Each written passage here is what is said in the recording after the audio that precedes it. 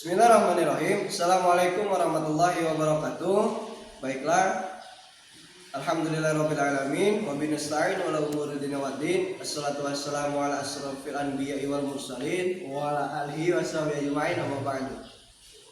Baiklah, nama saya Muhammad Ridho, saya dari kelas PAIG tingkat 1 Universitas Islam Kyai Haji Ruhyat Cipasung. Baiklah, sini saya akan menjelaskan tugas kuliah mata kuliah Ilmu Pendidikan Islam yang berjudul Komponen Pendidikan Islam. Yang pertama adalah tujuan pendidikan. Setiap perkara, setiap apa-apa itu mempunyai tujuan. Salah satunya pendidikan Islam yang mempunyai tujuan yaitu adalah sebagaimana dalam firman Allah Subhanahu wa taala dalam Al-Qur'an surah Al-Imran ayat 102 yang berbunyi, A'udzubillahi minasyaitonirrajim, bismillahirrahmanirrahim.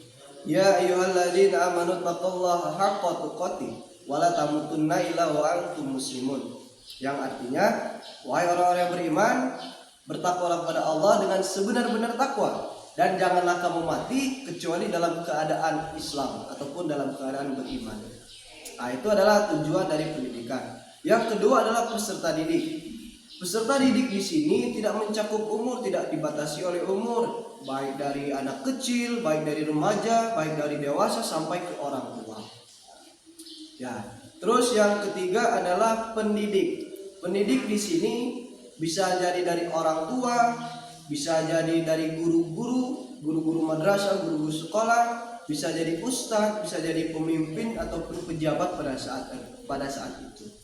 Nah, yang keempat adalah isi pendidik. Isi pendidik adalah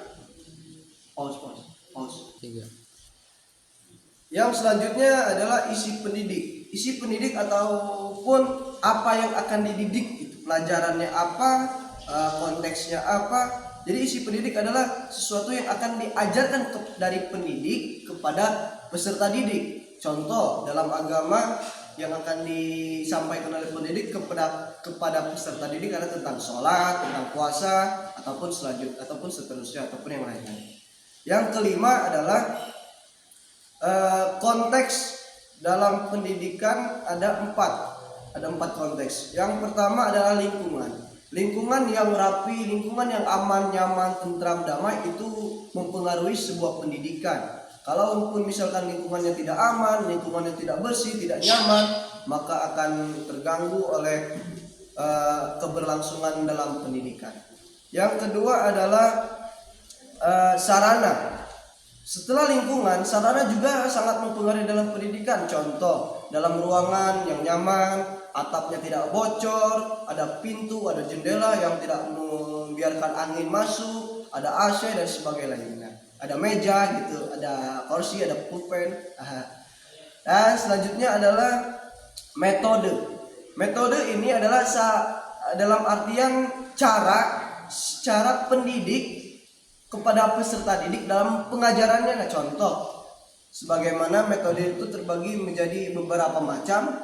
Salah satunya adalah metode ceramah, metode penugasan, metode yang lainnya pokoknya. Yang terakhir adalah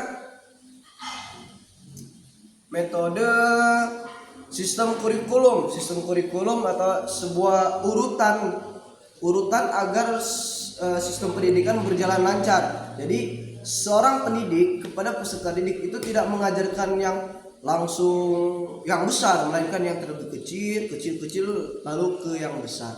Contoh, seorang anak SD tidak mungkin belajar haji, melainkan belajar sholat dulu. Itu sebuah kurikulum. Baiklah, sekian dari saya. Mohon maaf bila ada kesalahan. Saya mohon maaf. Assalamualaikum warahmatullahi wabarakatuh.